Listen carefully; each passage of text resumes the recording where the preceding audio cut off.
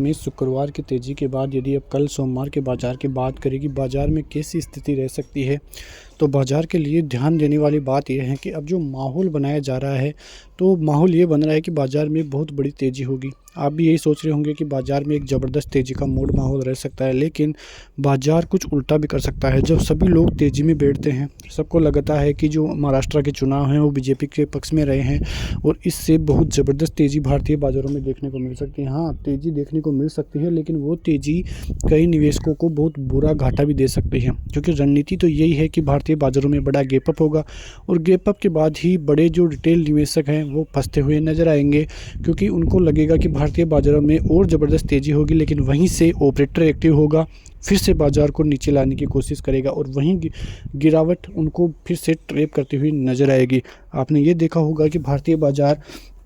शुक्रवार के दिन 500 पॉइंट की तेज़ी के साथ क्लोजिंग होती हुई दिखाई दी थी, तो बाज़ार फिर जो है लगभग 24,000 के लगभग की क्लोजिंग, यानी कि 23,900 की क्लोजिंग आपको देखने को मिली थी। लेकिन अब 24,500 तक का जो बाज़ार है वो देखने को मिल रहा है सोमवार के दिन। लेकिन जो बड़ा गैप अप होगा उसके बाद आप एकदम से ख़रीदारी नहीं कर सकते, क्योंकि वहाँ पे बाज़ार करेगा फिर रिट्रेसमेंट, और उस रिट्रेसमेंट में यदि कोई रिटेल निवेशक फंसता है ऊपर के लेवलों पे,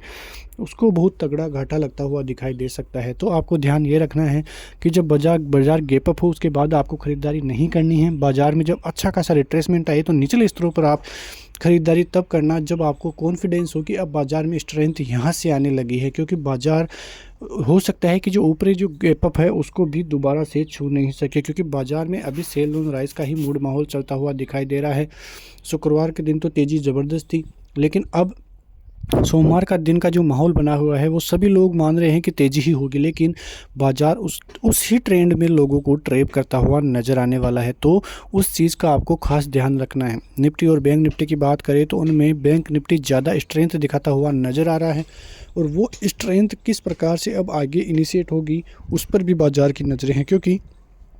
बाज़ार का साफ तौर से ट्रेंड देखें तो 24,500 का लेवल जो कि बाज़ार में लोगों को ट्रेप वहाँ से हो सकता है, क्योंकि वहीं पे अब जाके कॉल राइटर्स शिफ्ट होने की कगार पे हैं। जो कॉल राइटर्स 24,000 के लेवलों पे ज़बरदस्त तरीके से बने हुए हैं वो अब शिफ्ट होकर 24,200 और 24,500 की तरफ जाने लग गए हैं। तो आपको रणनीति यही रखनी है कि यदि बड़ा गैप अप हो तो वहाँ से रिट्रेसमेंट का थोड़ा ध्यान रखना है, और उसके बाद ही आपको वहाँ पे बाज़ार में एंट्री लेनी है। तो इस प्रकार के रणनीति से आप बचाव कर सकते हैं। वहीं कई विशेषज्ञ ये भी कर रहे हैं कि अभी भी बाज़ार में 21,500 21,400 तक के लेवल्स आते हुए दिखाई दे सकते हैं। अब उन तथ्यों में कितनी सच्चाई है वो एक अलग चीज़ है, क्योंकि बड़े विशेषज्ञ है तो वो भी कुछ सेंटिमेंट के हिसाब से ही बाज़ार को इतनी लोअर लेवलों तक ले जाने के लिए बातें कर रहे हैं, लेकिन वो सेंटिमेंट अब कितने दिनों तक रहते हैं वो देखने वाली बात रहेगी। फिलहाल भारतीय बाज़ारों का मूड माहौल काफ़ी पॉजिटिव है, तो आपको ध्यान भी उतना ही रखना है। वैसे देखें तो कई खबरें भी आती हुई दिखाई दे रही हैं। उनका ये मानना है कि एफआईआई का रुख अभी भी भारतीय बाज़ारों के लिए